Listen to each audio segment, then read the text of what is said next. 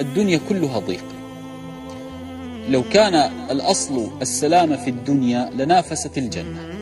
الدنيا دار تعب ونكد وكد، لهذا لو كان فيها السلامة وكان فيها الراحة لنافست الجنة، ولسعى الناس للدنيا أكثر من سعيهم في الجنة. لهذا الله عز وجل أحيانا يلقي البلايا والابتلاء على من أحب جل وعز شانه.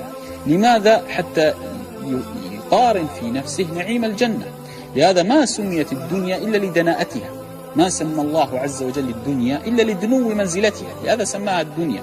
لهذا لا ترجو الكمال ولا الراحة في الدنيا.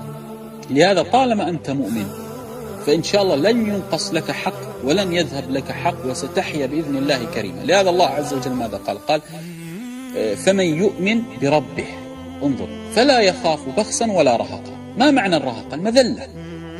ما معنى هنا المذلة؟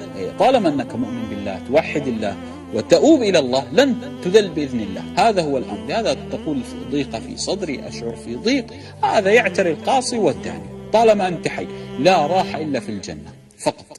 لهذا لا ترجو الراحة. لهذا ضيق الصدر موجود ليس عندك فقط. بعض الناس يظن أن البلاء به فقط، وأن هذا الضيق به فقط، أنه هو الرجل الوحيد الذي طلق، هو الرجل الوحيد الذي خسر المال. لا، هذا عام على جميع الناس إلا من رحم ربك، ويبتلي الله عز وجل من أحب ليعطيه ما يحب. لهذا الله عز وجل ماذا قال؟